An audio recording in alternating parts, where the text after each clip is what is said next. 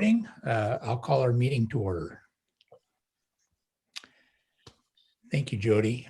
My name is Mike Remington, City Council Member, Mayor Pro Tem with City of Duval. Please join us for our City Council Committee of the Whole meeting for Tuesday, April 20th.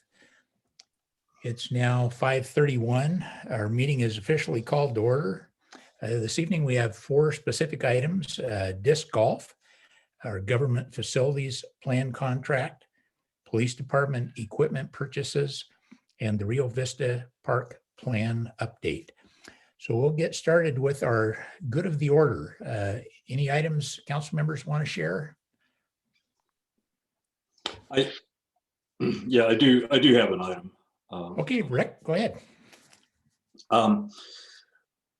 A few days ago, Jennifer and Dot and I had a conversation related to the relief funding, the COVID relief funding that we're due to get.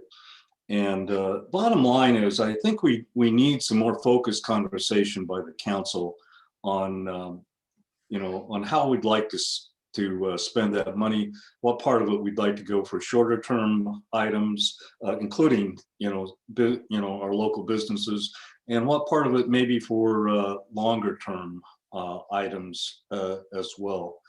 Part of that, we got on a little bit of a sidetrack, but part of it is what we would like what kind of vision do we have for Duval in the future?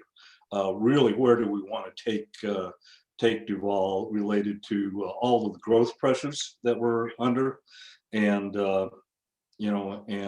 business pressures and development pressures.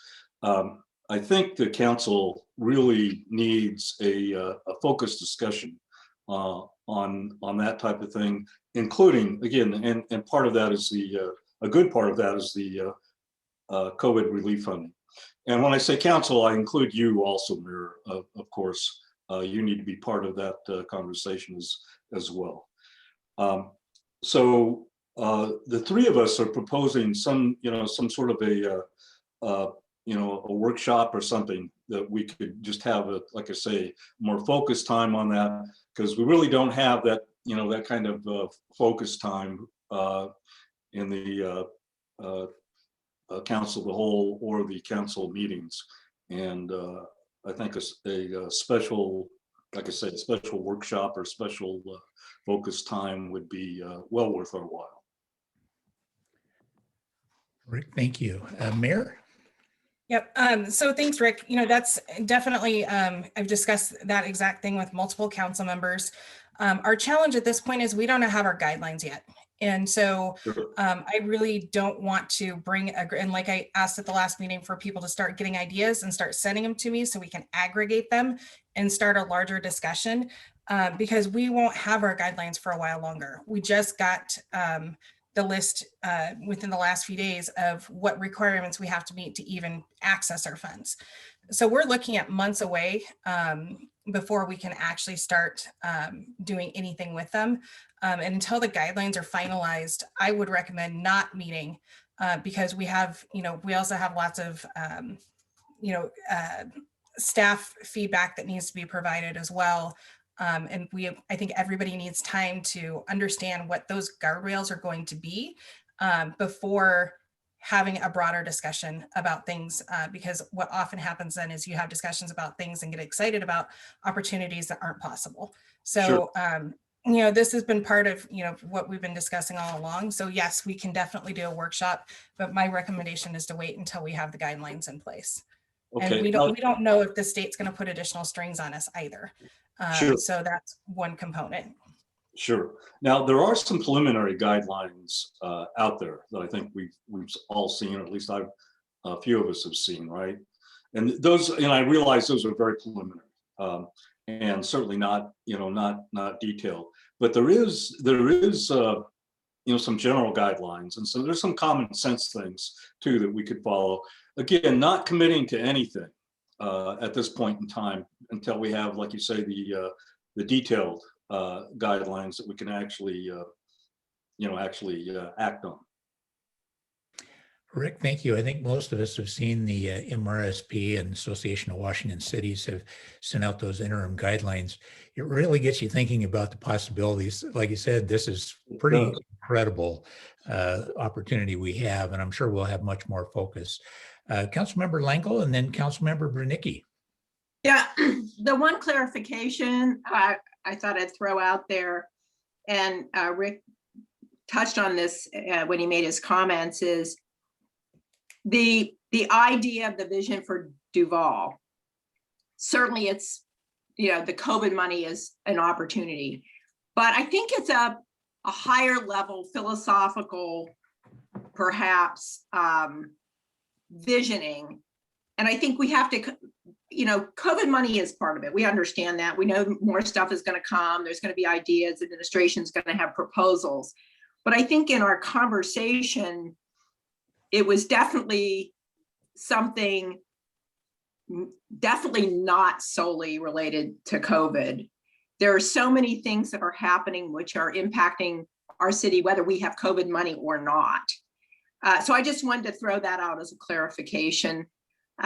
We have lots of crazy land use things happening. We have,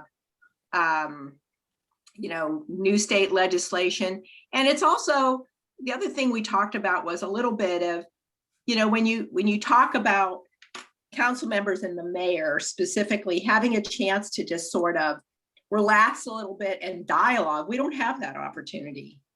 And I'd really like to hear the mayor, her personal, thoughts. She's lived here a long time. She's seen a lot of things. She's involved in a lot of activities, whether it's National League of Cities now things or Sound Cities Association. I mean, she has a little bit of a view outside of us too that shapes our life. And I'd really like to hear in a very casual kind of discussion from our mayor and, kind of take away the boundaries a little bit of, council mayor, but, we're a group of people that are elected and we care very much about the city. So I didn't want that little piece to get, I didn't want to get too tied just to COVID, just, at least from my perspective. Thank you, Dot. Councilmember Bernicki. Thank you for the clarification, because I was thinking it was COVID monies related, which is a separate entity and very restricted, of course. I just want to let people know from a small business standpoint how we have survived the whole year of COVID. I'm finding with my colleagues, it's very interesting. I don't think I've had as many people interested in my program ever in my entire business career, to the point that I can't even accommodate everybody. And I think because we were in shutdown for so long, that folks are just rearing and ready to either, I don't know, spend their money or sign up for things. I don't know, it's kind of an interesting phenomenon. I know I'm out shopping. So a lot of my friends in the business world have found a lot of funding, more than they even realized, because there were so many agencies besides the government that was putting up funds for them. And so a lot of them are doing quite well, actually. I couldn't take advantage of any of those things because as a government worker, I'm not allowed to, but I have seen the business model increase without me even trying. And I would say that's because people have been in lockdown for so long, they're just rearing, wanting to go do something, spend money, enroll their children. So if we're thinking in terms of economics and small businesses, we might want to look at that further, because my colleagues are doing quite well in their small businesses now. Good. Thank you, Diane. For our citizens that are listening, in the last several months, the American Rescue Plan Act was passed by the 117th Congress. And Mayor, I believe Duval has what, $1.8 million coming somewhere in there. So certainly it is a rescue plan to help out businesses and many of the social groups, but it also opens the door to do a lot of other things as well to really kick off the economy and to help cities. So that's what our discussion has been here. We look forward to having further discussion in the future on this. Councilmember Naplin.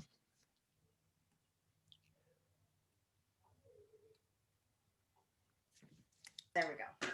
I just wanted to say that I do think sooner is better than later, even if we don't have all the details of exactly every single guideline, because we're already seeing, requests come forward like, hey, this qualifies for the COVID money, we could use it. And my concern is we are going to be seeing more of that, and we won't have a strategic plan of how we want to spend the money, and it'll just be reacting.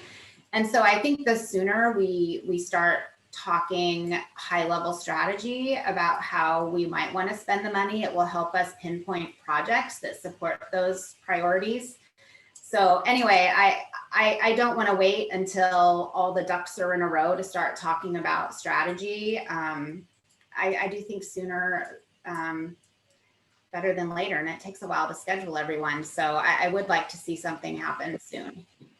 So in that case, if that's what council wants to do, then we're going to have to reprioritize staffing and staff priorities, because our folks' buildings had their busiest time ever. Dana is swamped with the implementation of OpenGov. We just brought on the interim city administrator this week, and the capacity inside to switch gears right now, even before those guidelines come in. If folks want to hit this sooner, then there's gonna have to be some real decisions made on priorities. And it's not because we don't want to. We are all eager to get ready to do this, but we've got some big things that have to get done as well. So high level, again, sending ideas and collating, getting all of the ideas together that people are coming up with, or if you're receiving requests from the community, send it on so that we can aggregate it, and that will help facilitate our conversation when we can have it. Councilmember McHenry and then Councilmember Langle. Yeah, I don't know if anyone has a sense of once the guidelines are finalized, once, the money arrives, how much time do we have to spend it, or if there's not a timeline on it at all. And I think that could really change our views on how soon we need to meet. That being said, I don't see any harm in meeting sooner, and I don't know what everyone else meant. I'm only speaking for myself here. I sort of got the sense that maybe we weren't looking at a super staff intensive meeting. And I think I understand you, Mayor. I know staff's input is super important here, but I think it might be okay too for council and you to just have a more general discussion at some point, because as we know, sometimes these things take time for us to get through and to start on a really high level. So I don't know what anyone else was talking about in regards to that, but it sounded like to me they were looking for possibly just a more general discussion to start. Thank you. We have until 2024. So this is a 3-year process to expend the funds. Councilmember Langle. Yeah, I'm really glad that Councilmember McHenry spoke up about that, because I guess I know this is sort of repeating myself, but council and the mayor are the elected representatives of the city, and we have one-on-one conversations periodically, but I would really just enjoy sitting down with you, Mayor, and just talking a little bit more sort of, I don't want to say philosophically, but just sort of just having more of a discussion and sharing, hearing your thoughts and seeing, I guess I feel like there's probably a lot more commonality, but we always talk about specific projects. It'd be nice just to talk more general about kind of, what we value about Duval and what we can work on together. And so I think what Councilmember McHenry said is really would be good. I don't think we have to have staff there. I would just like to hear your thoughts in a group.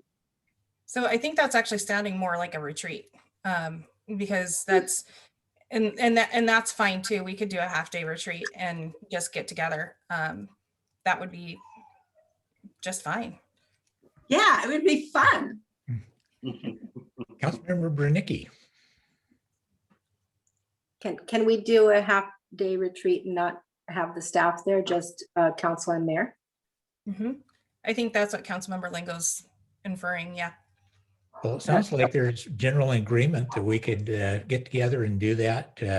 I think it'd be a fascinating discussion, a great opportunity, and it might lay some of the groundwork. So when the guidelines, official guidelines come through, that we'll have a step up on it. Other items for good of the order? Oh, Mayor Okerlander? So I would also just suggest, it's been quite a long time since we've all been able to just gather in person as well. And depending on where we're all at in our vaccination status and the timing and the guidelines, I would suggest then too, after the half-day retreat, that we all do something fun together without city business allowed, because it has been, I've been able to go out to recently individual lunch meetings occasionally with some folks, but I think if we could all do something fun together, it would be great and a big relief for everyone. So we would have to notice that because it's everybody, but if we're just going out on our personal time, I think that would be fabulous. Sounds like a time for disc golf. Yeah, maybe. Councilmember Schaefer, did you have something else? Well, just to kind of bring the conversation together a little bit, I think there was we got a little bit, or at least, from what I said, we got a little bit mixed up between the relief funding and kind of the longer term, more of a vision aspect. The two are very much related, right? So depending on what we decide to do with the relief funding, we may, put some of that into some of the more long-term items. But the idea behind the workshop or retreat or whatever we end up calling it is really not just the COVID funding, but also to understand a little bit more of where each of us are at as far as what we see for Duval, say 10 years from now. Where do we want to be 10 years from now? We have pressure to keep growing as a bedroom community. We have so many other pressures on us as well. And I'm not sure I've really heard from the rest of the council or from the mayor on what those types of visions are, what those desires are, what people are thinking about as far as the future of Duval. And that, I think, would be a very key discussion, not just for the funding, but for, many, many items that we have in front of us. So I think Dot tried to make that clear as well, but I certainly like to include that in our conversations. Mm-hmm. Great. Rick, thanks for the clarification. I think having that vision and setting goals for the future and just hearing everybody ideas. I liked what Dot said, just having the conversation. And I'm confident we can get that set up. Anything else for the good of the order? Not seeing any hands, we'll move on to our first item, which is disc golf. Tonight we have with us Elaine Sawyer and Jeff Getty Freeman. And we'll turn it over to you. Look forward to this discussion. Thank you, everybody. It's so nice to be here. My name is Elaine Sawyer, and I live here in Duval, and I love playing disc golf, and I've been wanting to share this with our community for quite a while. And Councilmember Naplin and I began talking about this as a reality a couple months ago, and we found a great course designer who lives just down the road in Carnation. So I'd like to introduce I'd like to tell you a little bit about Jeff. Jeff Getty Freeman is a 4-time world and 3-time national champion in the sport of the ultimate Frisbee. He took up Frisbee golf in 1978 and got his first sponsorship from Whammo, the makers of the Frisbee, in 1985. He got serious about disc golf in 1988 and helped design his first course in Baton Rouge, Louisiana that year, which was one of the highest rated courses in the world at the time. He has since played over 160 courses in 5 different countries, including several of the top-rated courses in the US. Playing all these courses has allowed him to see, study, and even challenge many different aspects of design. He designed the well-received course in Carnation, Washington, and was the chief architect of the South Fork Landing course in North Bend, which is considered one of the top 5 courses in the state. He specializes in creating family-friendly designs that can also challenge the top pros. He's a member of the Disc Golf Course Designers Group, which creates and promotes the tenet of safe and ecological friendly course design. So Getty, take it away. Hi, everybody. Making sure my microphone is working. Yes. Am I here? Good. Okay. So first off, I am a designer by trade. I see pieces of property and I just immediately start going into design mode. It's like, wow, that'd be a great place to put a tee. That would be a great place to put a basket. Disc golf is a sport where we take flying discs like this. These are not Frisbees, these are flying discs. They weigh about 175 grams. They are beveled edge and they can be thrown at about 80 miles an hour by a top pro. And it's very similar to the rules of regular golf where we throw from a tee, down a fairway, towards the hole. In our case, the hole is a basket that's in the ground. The basket is suspended by a pole and there's chains that deflect the Frisbee into the basket. Holes can vary anywhere from 180 feet to 1,200 feet, depending upon the park space and what the design paradigm is. Is everybody following so far? I'm thinking probably so. Sounds So good. anyway, the first tenet of design is we want it to be safe. Getting struck by a Frisbee thrown at 80 miles an hour is no fun. So my main job is to come up with a course that does not overlap fairways. It keeps everybody who's on the course at the same time safely distanced. You can see the Frisbees being thrown, never thrown at people's backs. And so basically it's safety first. And of course, the more varied the terrain, the more varied I can make the fairways and the more exciting the course can be. We like to use trees to define our fairways. And that is a disc golf basket. We throw the Frisbee into the chains and it goes into the basket. Anybody can do this from ages 3 to 90. As long as you can walk and throw, you can do this. It's a great way to get outside. In these days of COVID, we're seeing the sport take off exponentially. There are way more people playing than we have courses for now. Anytime I come out to Carnation, I used to have the place all to myself. Now it's usually at least 4 or 5 other groups out there, and sometimes the whole course is being used at the same time, and that's a wonderful thing. That means I've done my job well. I tend to design more of a family-friendly course with thinking ecology the whole way. I try to stay away from areas where we're going to trample sensitive landscaping or causing erosion. I don't see an issue at McCormick Park right now for any of this.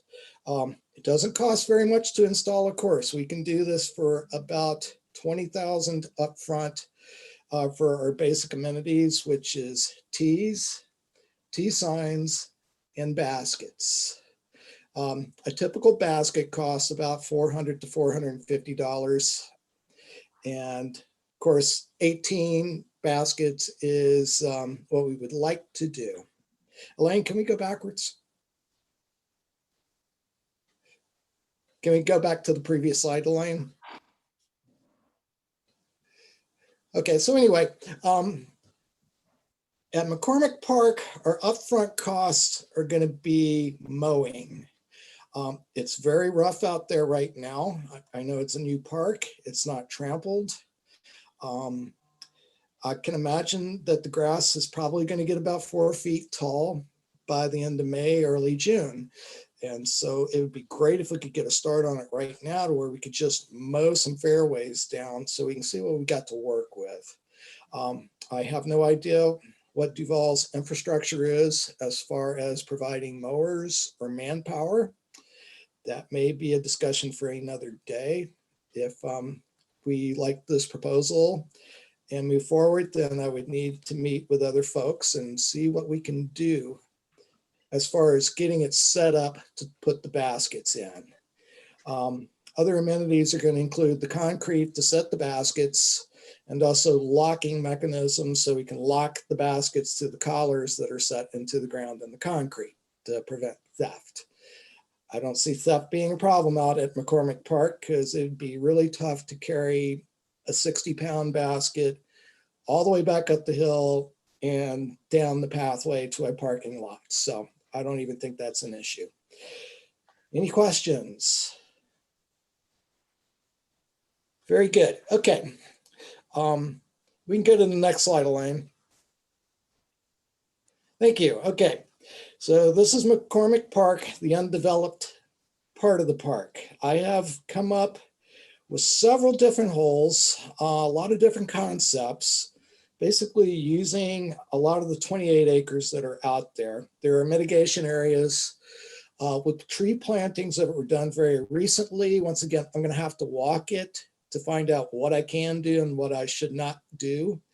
The closer to the Snoqualmie Valley Trail you get, the wetter it gets. It's when Elaine and I first went out there in January, it was definitely calf deep water.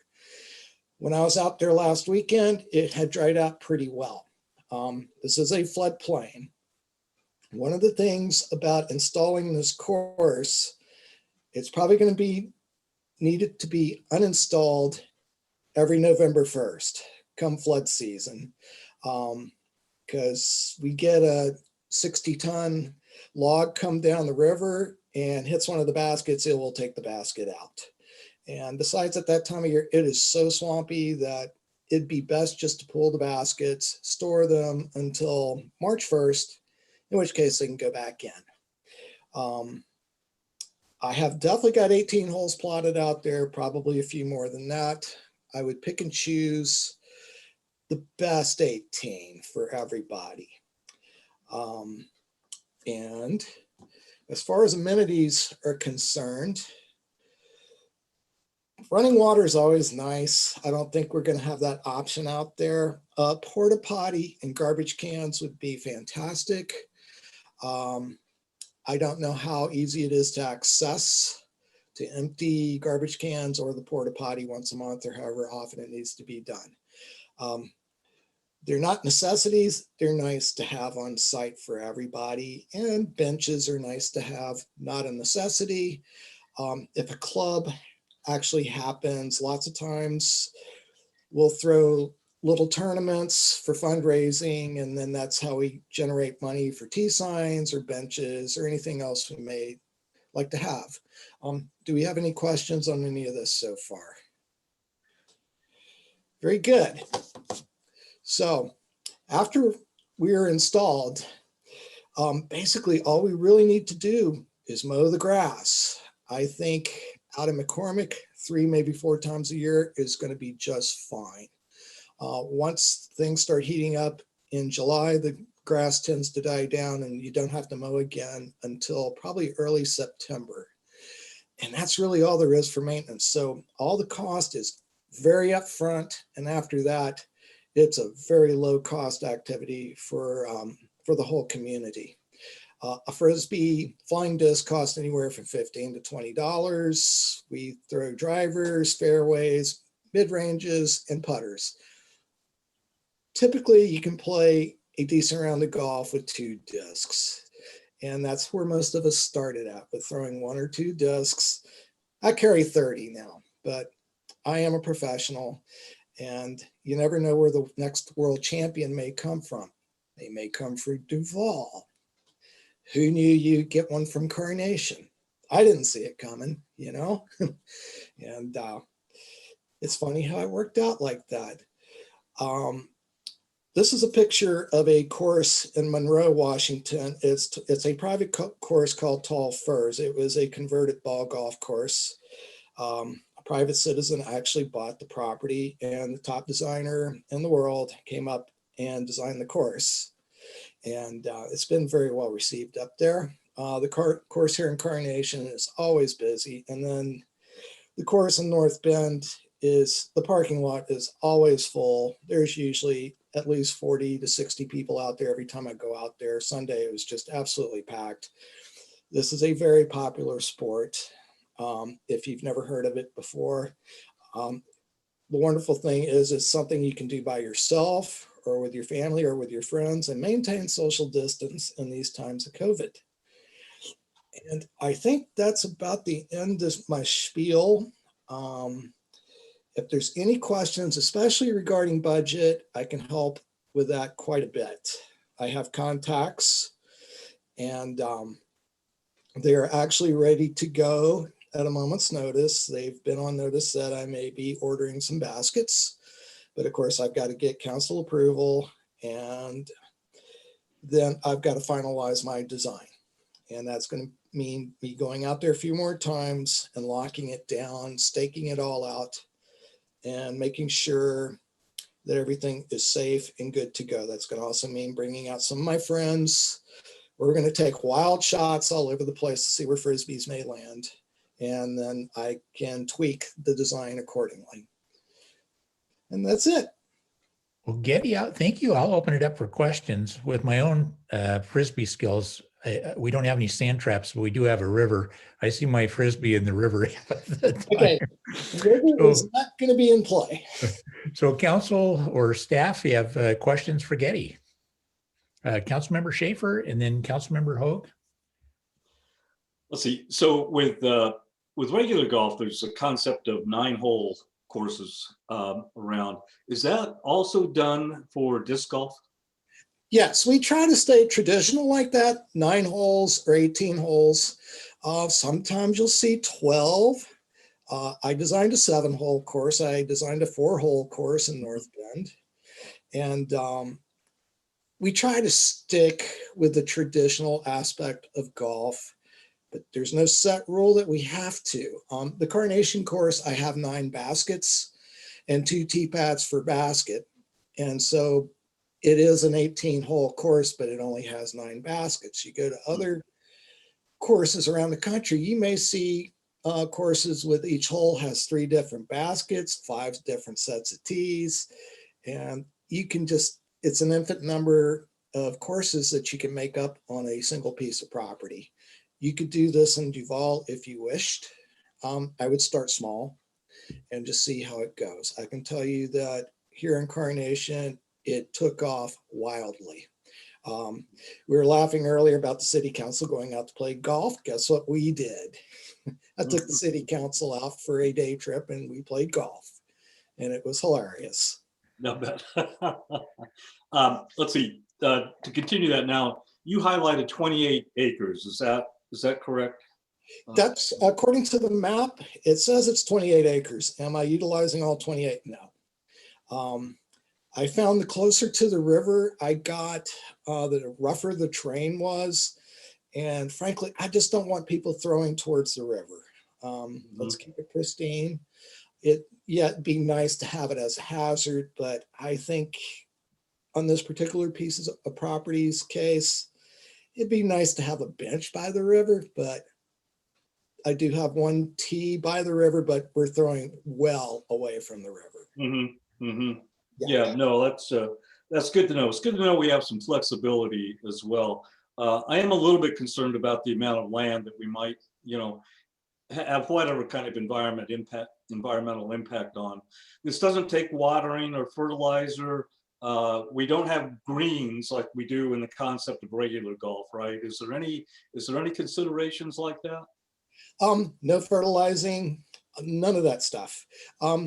Generally, in a competitive situation, we do make a golf green that's 10 meters circumference around the target, but that just means we cut the grass maybe a little shorter, tamp the sod down a little firmer so that, the players have solid footing. Do we have to do that here? Absolutely not.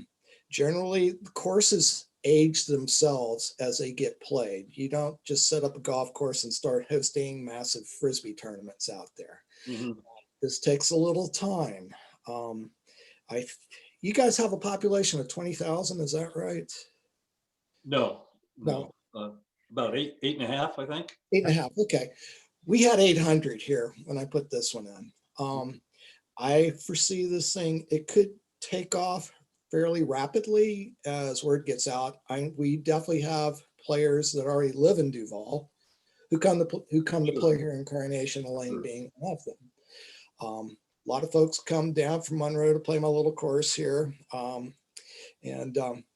It gets very popular very quickly. And of course, the better the course is, the more people who will want to come play, which draws tourists actually into town.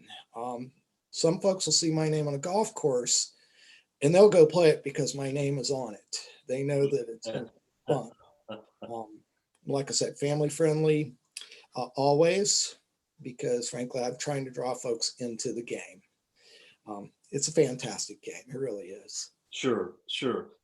Let's see. So we would not be considering anything like a green fee. Then, no, absolutely not. Just open, yeah. Keep it free. The pay for play course in Monroe, you can go pay your $6 up there and play on a championship course that they keep mode very short. It was very well done and very well maintained. We don't have to go there in Duval.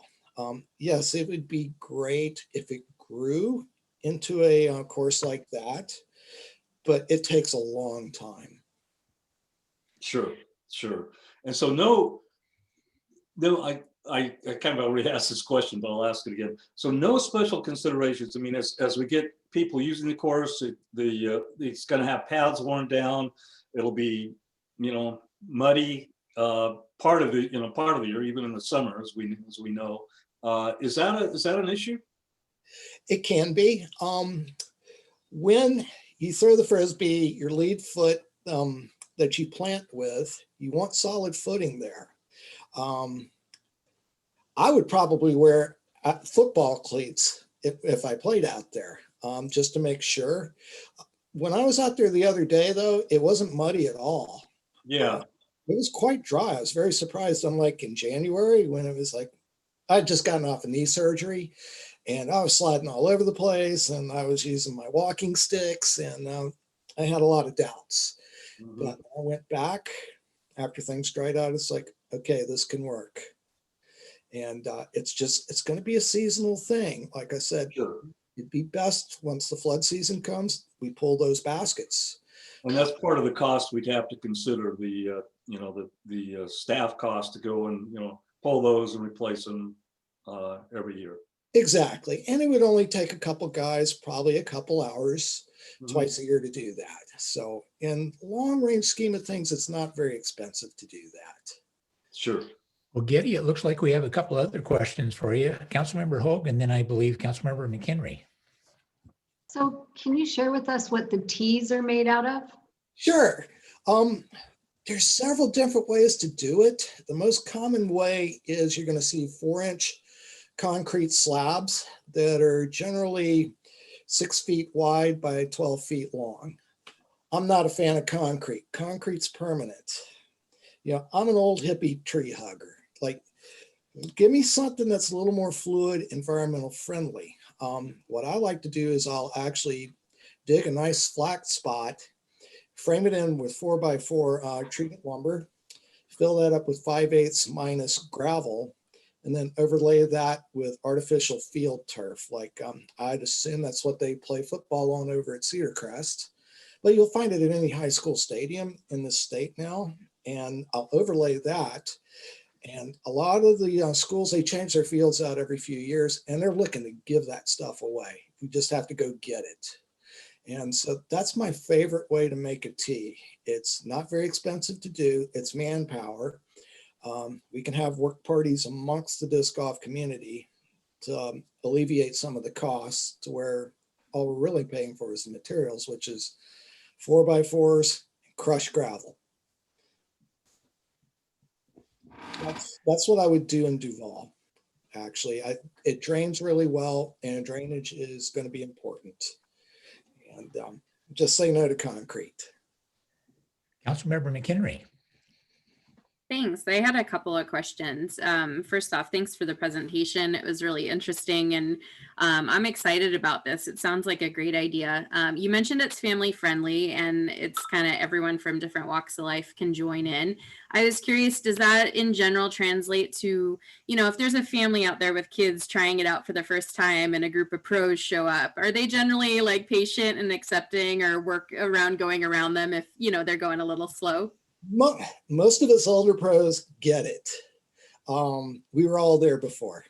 And actually, I would say probably 99% of the pros, they all understand we all started like this.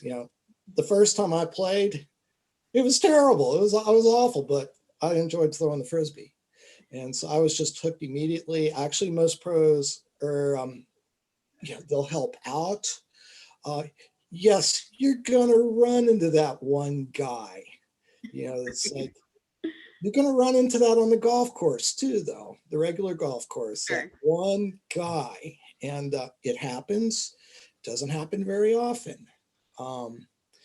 We tend to frown upon that one guy in the sport, and we will push them away at shoulder's length or at arm's length, and really not invite them into the community. But Yeah, that's good to hear. I was wondering, do you find that other courses, when they're mowing, do they find it easier to remove the tees or the baskets when they're mowing and then put them back in, or is it pretty easy to mow around them? totally easy to mow around them. Yeah, in fact, generally I try to build the tees flat so they can just mow right across them and not even worry about it. Okay. The baskets, on the other hand, you mow around them, and then you either weed whack around the poles themselves, or I usually just carry a pair of clippers with me when I play, and I'll just clip it myself. Okay. And then, so is that something where I'm trying to picture this? Is the whole area mowed down, or is it just pathways to the different? Just the fairways and the pathways to the next tee. No, we don't need to mow the whole thing. In fact, I think since the total lack of trees and terrain out there, I think the ground rule is going to be you want to keep your Frisbee in the mowed area. If you go out of the mowed area, it's a penalty shot because you just went out of bounds. Okay. I'm going to probably have to create some artificial type things just to make it a little more challenging for those of us who play very seriously. For those who don't play seriously, you don't have to follow the OB rules like we will. Right. And then my last question is just, I was curious, because you've played so much, what are the biggest factors that attract out of area players? Like what would make them say, hey, I want to go try that Duval spot? First off, they're going to see my name attached to it. And those in the know that I design fun courses. There is a rating system. Anybody can go out and rate a golf course, as long as they actually belong to the various sites that we do this. The Carnation is considered a 2.71 on a scale to 5. North Bend is a 3.9, only because it's only had 3 ratings. The highest rated course in Washington is down in Shelton. It's probably about a 4.7. The closest one to Duval is Jewel Park in Redmond, which is, I think, a 2.1. It's in a very swampy, flat area with no trees that does not get mowed very often. People like me who, it's like for me to go play around someplace that I've never been before, it's like, first off, I'm looking who designed it, what's the rating on it. The higher rating, the more interesting it's going to be. Anything 3.5 and above, yeah, I want to go play that. What's the rating in Duval going to be? It's going to start off probably between a 2.3 and a 2.5. As it beats in, it'll get a lot better. We can always plant some trees, and I can tweak the course to make island holes. There's all kinds of different ways to make a course interesting. Right now we're bare bones out there. Great. Thank you. Mm-hmm. Well, Getty, this has been great. Elaine, appreciate you helping bring this forward. I just wanted to get a sense from council. How many council members would like to continue this discussion and take a look at a process that might end up with having disc golf in Duval, just by a show of hands? Well, it looks like we have a majority. In fact, we have unanimous that we'd like to continue to look at this. So we'll look at a process where we can see about advancing this both with budget monies. Amir? Yeah, I just wanted to just kind of preface as well. I'm really excited because I think this would be great if we can get this into the community. And Councilmember Naplin and I've been talking to somebody else about another potential project. But I think the first questions we are going to need to answer is what we can do in that space, because if we might have federal floodplain rules come into play. And so before a lot of work gets done, we need to make sure that our staff, our public works and planning, community development department are looking at that and making sure we can even do anything in that area and what we can do. Because depending on that classification in that specific spot, it could take a significant time just to get permitted. But that's just part of the challenge of being a river community. And you know, if for some reason that location didn't work out, I think we could probably find another location in the city as well. Well, thank you again. Appreciate getting so much knowledge and experience, especially from Getty. Thank you. Well, we'll move on now to our second topic, our government facilities plan. This is from Public Works, Sean Tozer and Director Liniszewski. Good evening. Go ahead, Steve. I was going to say, good evening, everyone. Steve Liniszewski, Public Works, Sean Tozer, Public Works. We're a little bit behind time here, so we won't rush this because it will be a wonderful conversation. Sean has a PowerPoint and is going to kind of touch on the item as we move forward. Please know, we have a scope we put out. We've interviewed. We're at a point where we like the team. Doesn't mean things can't change. I had some conversations today, so maybe we just digest what we see and then talk about next steps. Again, no hurry and no immediate need to move forward, although at some point the city, I know all of us staff and I'm sure electeds would love to have a vision for the future and a roadmap to get there. So that's just part of the process, and that's what this is. So I'm gonna turn it over to Sean to run through it all, and he was here last week in my absence with the Public Works Committee, and they did speak about it there. So I'll turn it over to Mr. Tozer, and away we go. Perfect. Thank you, Steve. Good evening, Mayor Pro Tem, Mayor, City Council members. Good to see you. So as Steve mentioned, I'll do a real brief overview. I know that we're kind of strapped for time and want to keep things moving for you guys. I know there's some opportunity for discussion on this also in council.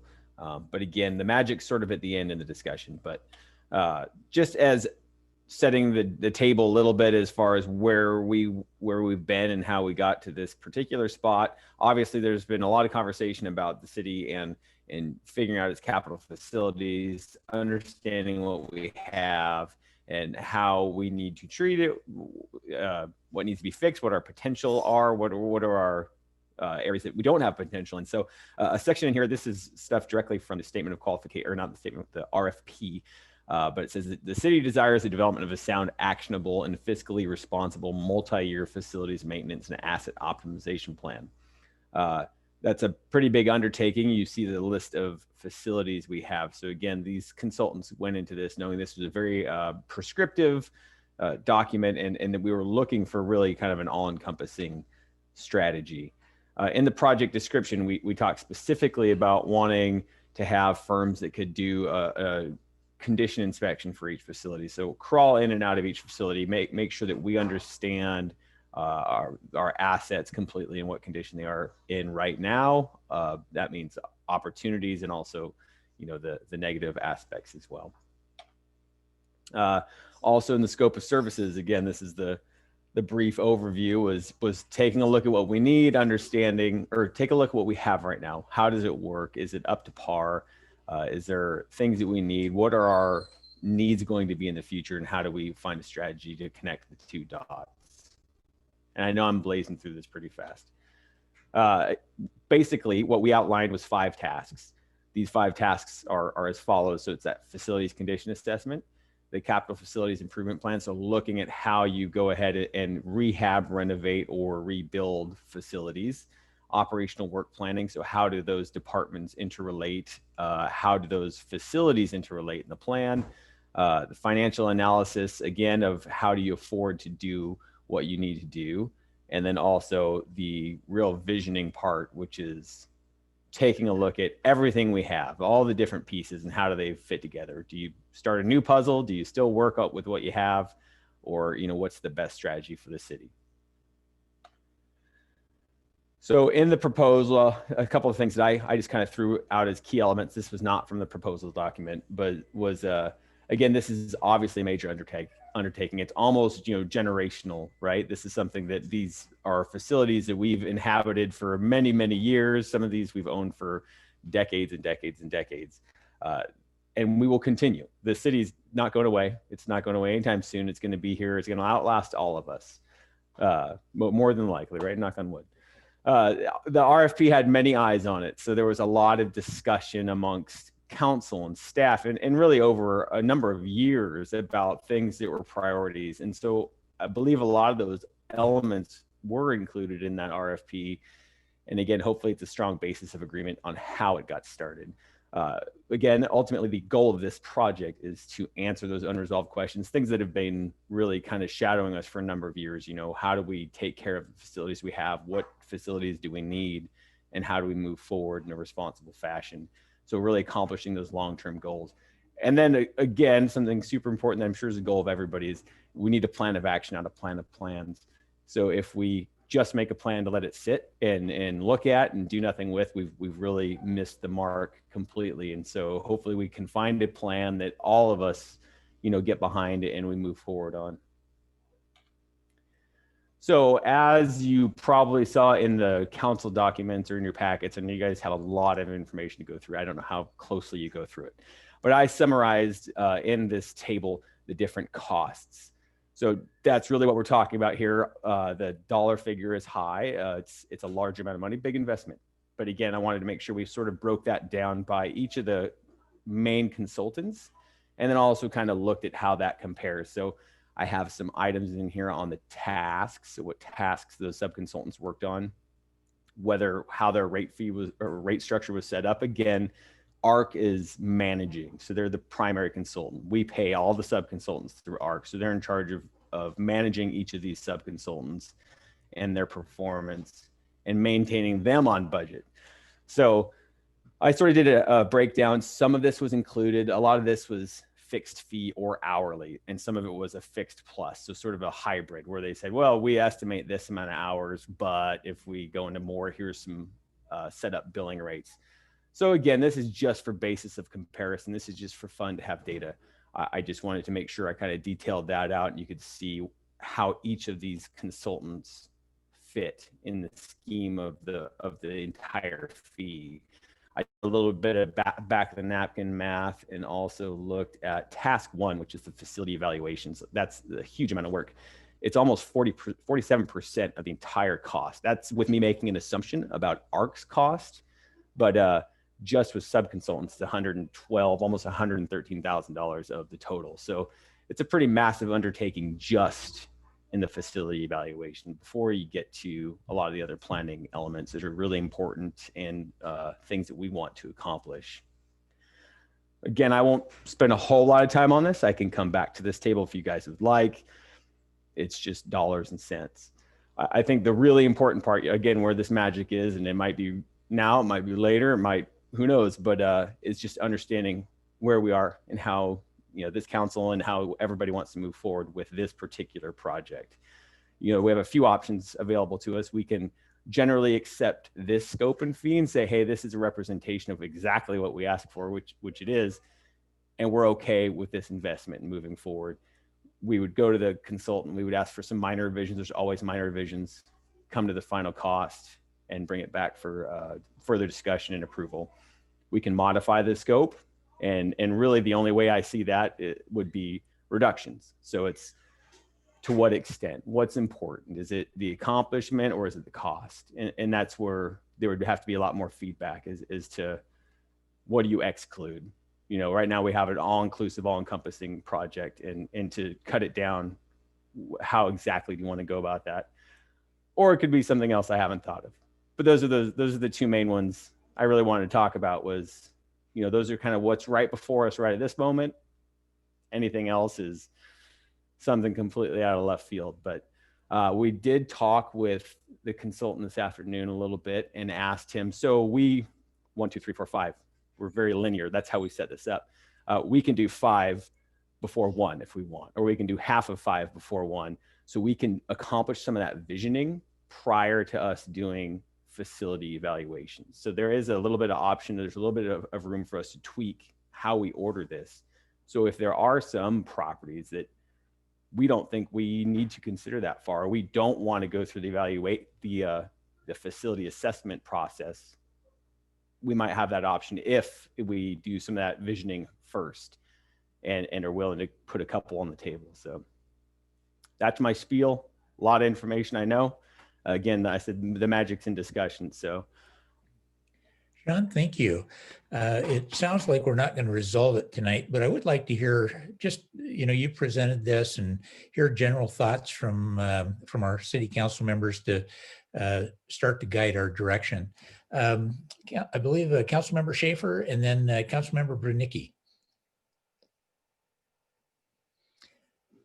Rick, I think you were on mute. Good, thank you.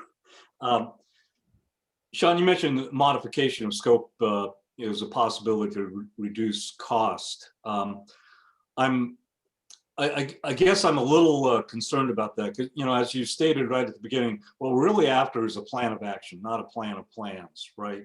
So we want to end up with something that we can almost immediately start action on, be it remodeling or new construction or HVAC improvements or whatever, as opposed to going for some kind of secondary plan. So we have to be careful of that.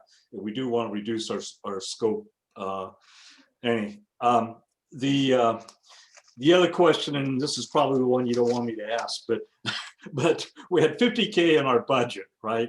And now the request is looking more like 285K. What you got thoughts on that? Was that kind of expected as far as you're concerned, or did that come out of left field, or what do you think? my understanding is that was a placeholder figure more so. I wasn't in that part of the budgeting process, but that's my understanding. Okay. Yeah, it caught me a little bit by surprise that the cost was 285K, although I completely agree 50K was just way, I think way too low. But still, that's a fairly significant difference on our part. And we'd have to have some idea of where those extra funds would come from. And we're looking at this being part of the current biannual budget. Is that true? Correct. Yeah, and the longer, I thought, well, can we delay part of this? But then the answer is, well, we could, but then we delay the part we really want, which is the action part.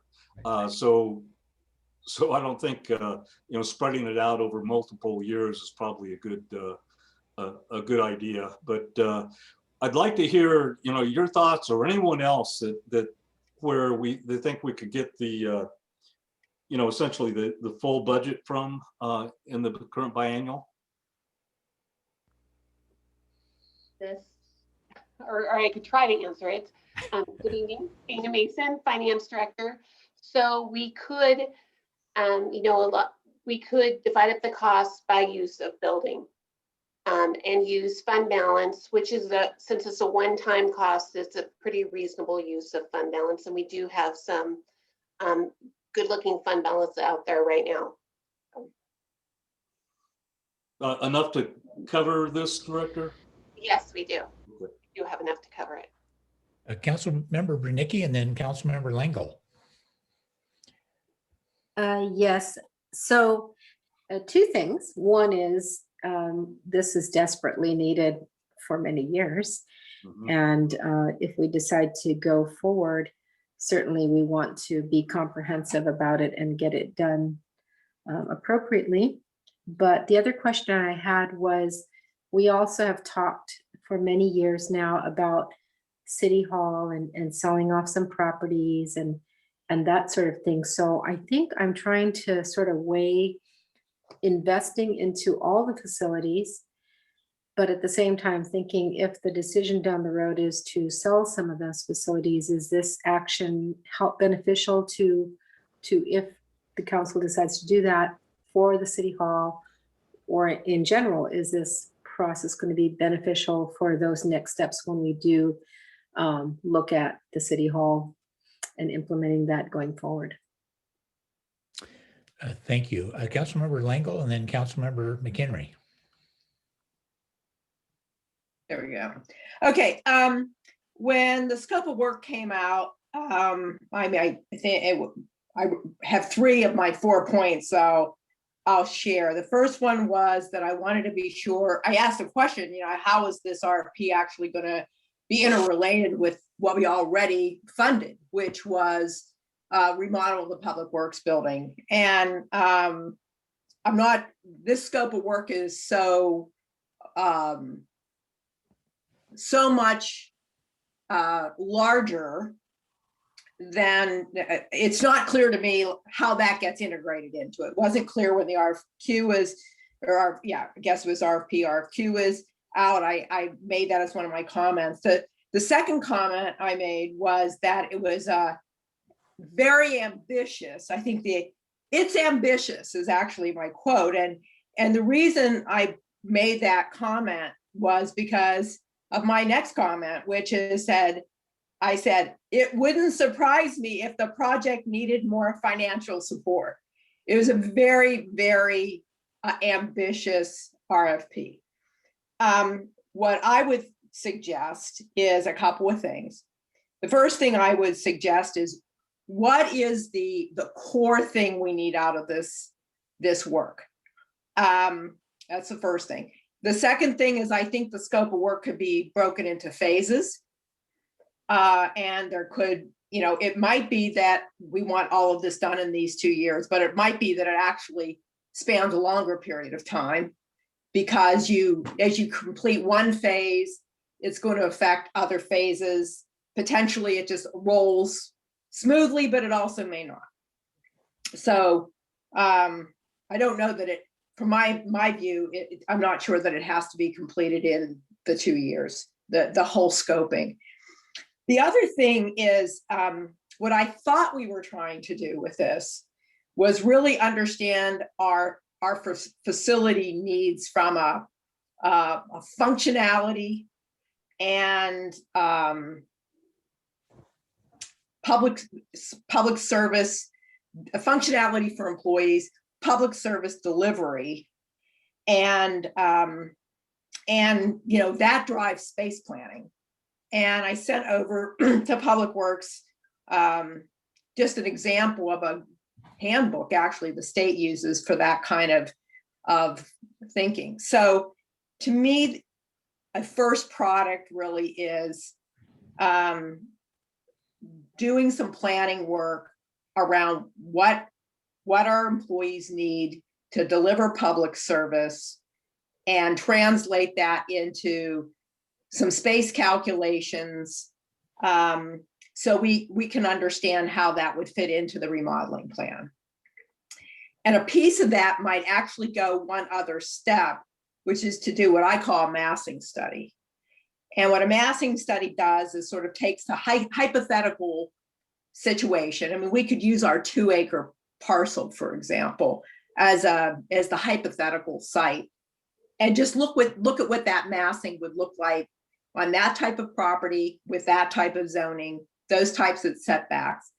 Because at that point, you can pretty much tell that long term, which is what Sean alludes to. And with respect to our existing properties, I think there's things we already know about them. We know that they're not seismically set up, and retrofitting them for a city hall purpose and service delivery purpose probably doesn't make a whole lot of sense. So I probably would not spend a lot of money on this studying the existing buildings. I also wouldn't make a quick decision about selling them, because in the development process of a new city hall or whatever, we're going to need those facilities in that period of time. So I don't think we have to be thinking right now about selling those buildings. I think we have an interim functional set of properties. We should do something with the rec center. I don't think that it's in great shape. Steve has always said it's our best property. Or to say our public works director. So those are my comments on the proposal. And it was always an ambitious RFP, and the price tag did not surprise me. Thank you, Dot. Councilmember McHenry. So, may I add one quick thing? Oh, just for time. I apologize. Just for time, I want to make sure it's understood too. So this project should be wrapped up in 6 to 8 months under this process. So it would provide something really moving into 22. I just want to make sure this isn't a multi-year planning effort as we planned. It would be something that we would have a project in by the end of the year, almost for certain. Just so you know. Thank you, Sean. Councilmember McHenry. Yeah, I just want to say I appreciated those comments, and thanks, Sean, for clarifying that, because I think an important aspect of this is momentum. This is something that prior councils and this council too have chewed over years, and where we came to this huge scope of work, it is big. It is a big price tag. Is all this information we felt we needed to make such a huge decision in the city's history and for their future. So I guess for me, I think not only what do we as a council need to make these choices, but what does the community need as well to buy in as well and come along this journey with us? Because what we think is great, right? That's what we're elected to do, but it's very important to me, and I know to all of you, to have a high level of transparency and make sure that the community understands that we have looked at all options and here's what we came to. Because, for example, if we just came out and said, well, we're building this new building, and everyone would first ask, what about all the other buildings you have, right? So I think this is important. Can we nickel and dime down the scope a little bit, maybe, or play with it a bit? I suppose. I just think that we've been here so many times, and this seems to encompass a lot of the information that we have said we really need, and I think we still need, and the community needs as well. So I think with the momentum, if this is something that could move us forward and get us on that track, it's not a means to an end, it's a means to a future and to a new beginning, and getting on the right track and keeping that momentum going. Well said. Councilmember Naplin and Councilmember Hope.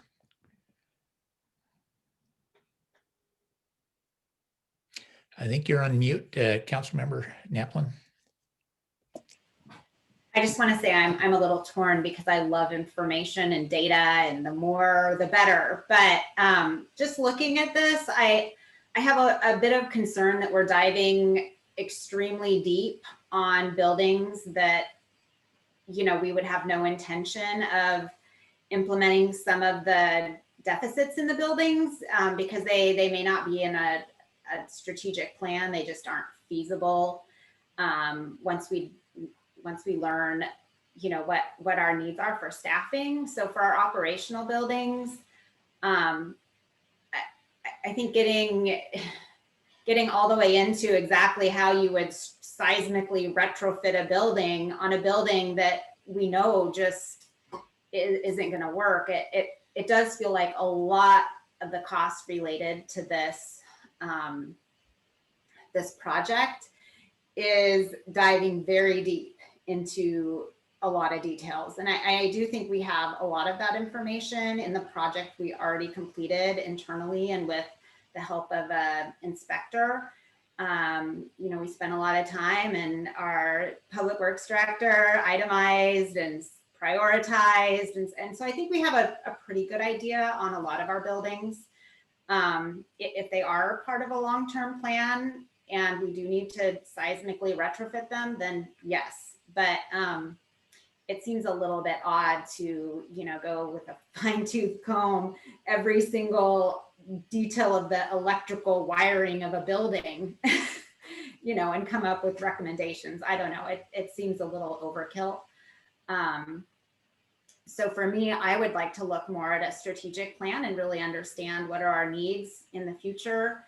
And if it is building a new city hall 10 years down road, let's say, what types of investments do we need to make in this interim time until we get to the point we could build a city hall that isn't just throwing money away on a building we're going to get rid of anyway, potentially. So I think Dorothy, Councilmember Lingle, brought up a really good point, and it was one of the reasons I was somewhat hesitant during the budgeting process to just sign off 100% on spending, $600,000 on the Public Works building. Is how does that investment fit into our long-term goal? Is what we might build there something that's really only necessary for just this short interim time, because the end goal is building a building where we're all together, where all employees are together. And so maybe the design or how much we invest in that would change. So I'm really looking for a strategic plan, and maybe not quite how would we exactly seismically retrofit building A, B, C, and D. And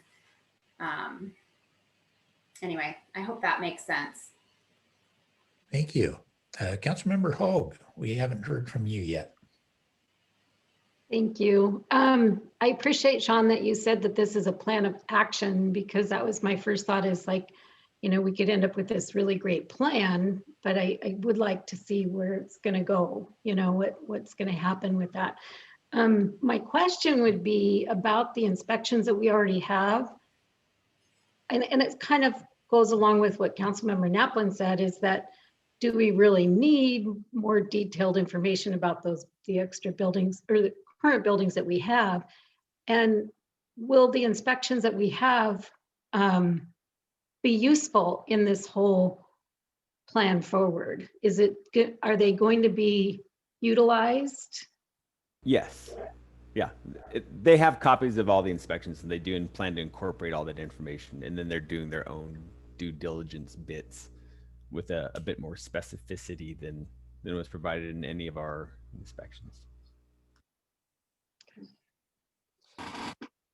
Thank you. Mayor Okerlander. Thank you. I do want to recognize, this is very, very challenging for the city. But I just also want to remind folks that this discussion has been happening for at least 14 years. 6 years ago, the city was out of space for employees, and that was existing employees. Right now, our interim city administrator is sharing an office with our community development director. Your mayor doesn't have a space, and your council doesn't have a space. Our IT person does not have an office with a door that closes at this point. We're years beyond needing the space for employees, and all of our buildings essentially are beyond their useful life. Our police department just a couple weeks ago had the smell of another dead animal underneath its building. That building was planned for 10 years. I think we're going on year 16.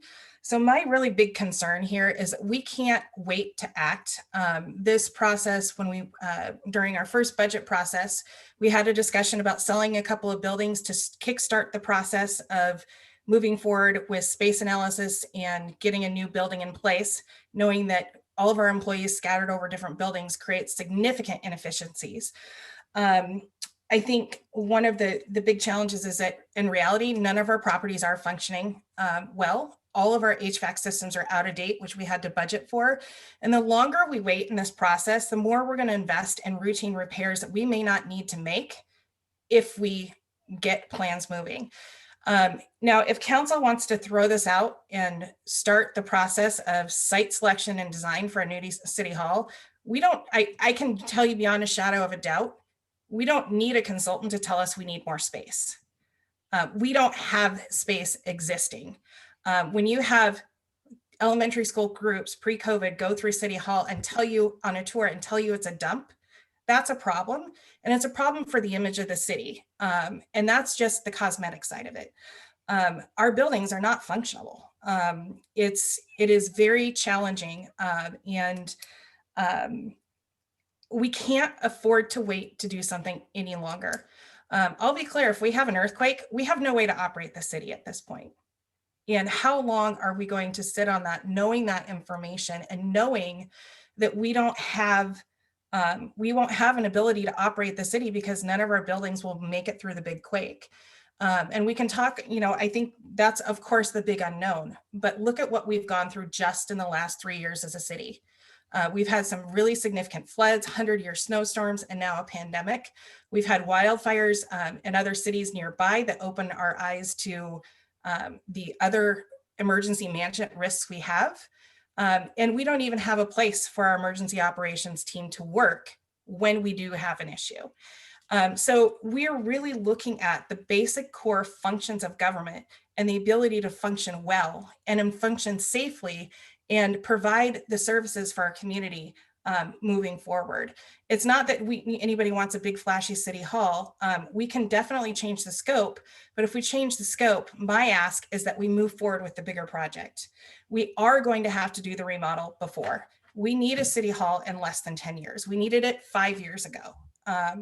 And that's a real big challenge. And I do recognize that we are bringing forth some really big stuff and really challenging and expensive items. But we also have a responsibility as elected officials to make sure the staff that run our city have a safe space and good workspaces to work and have adequate workspace. When I became mayor, our IT person was working out of the city hall kitchen. I had to boot somebody out of an office to get him space. That's not acceptable in any work environment. And I don't understand how anyone would want that to be the case for any of our employees in the city. So I think, I want folks to remember that as you're thinking about this. These are big, hard decisions, but we are at a crossroads. And if we don't do something, it's going to be done for us. And we don't want to be in crisis mode. So I just want folks to think about that a little bit. It's hard. It's tough. This is not easy. These are big dollar numbers, but it's also the cost of running a city and the cost of planning for the future. And if we do it right today, the way that 30, 40, 50 years ago it has not been done, other councils and communities will benefit from it. So I just wanted to share those thoughts with you all. Mayor, just a technical thing. We're getting close on our time here. I'd like to give council members a little break before council meeting. Are you okay if we move our police department equipment purchase in the Rio Vista discussion to council? Yes. I apologize to both Troy Davis, acting chief DeBach, and Lieutenant Sabern for being patient with us. I think we understand we're not going to solve it tonight. What I heard, and I'll just throw out my 2 cents on it. I liked talking about a vision. I've often said, I think in an ideal world, if we were just starting all over, we probably wouldn't buy the buildings we have now because we thought that was the ideal move. I also don't know, exactly when you start with a new city hall, but that's part of that setting a vision for the future.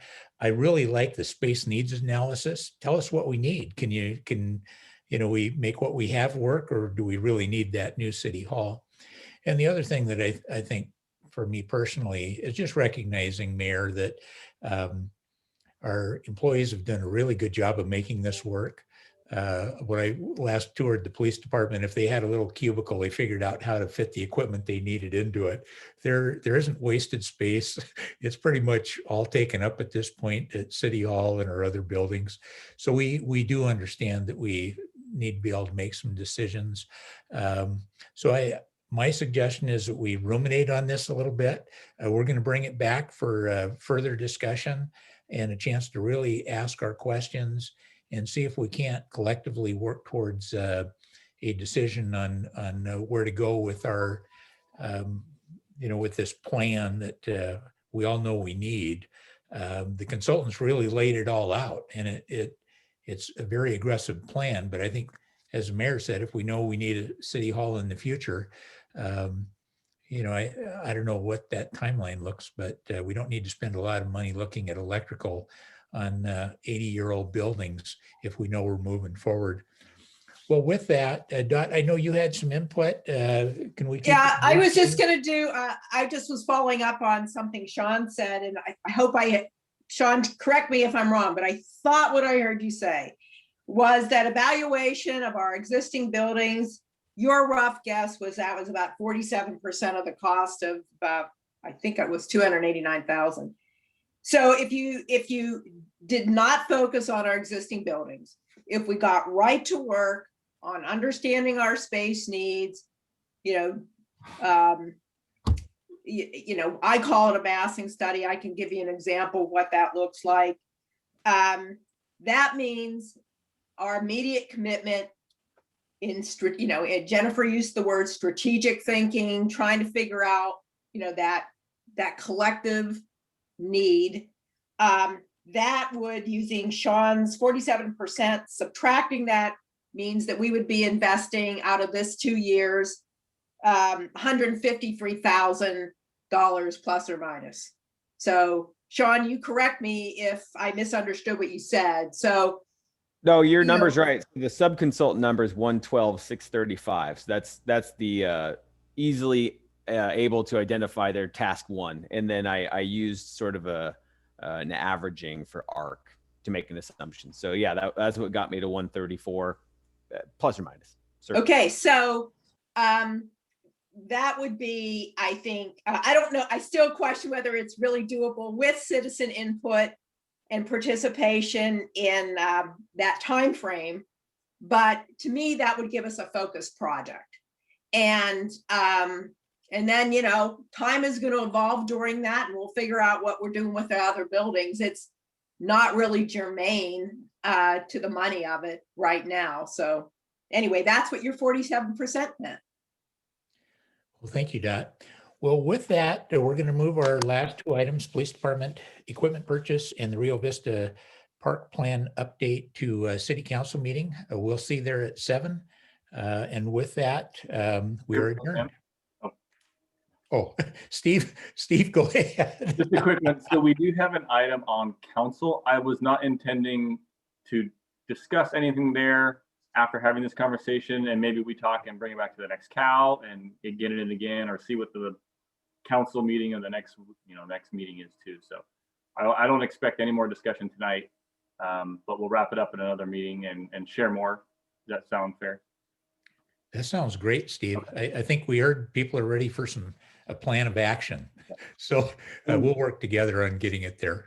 And I think Sean and I have enough to contact the consultant and see how we move, 1, 2, 3, and 4, 5 into maybe 2, 4, 1, and remove 1. How can we remove 1 and see what we can ferret out?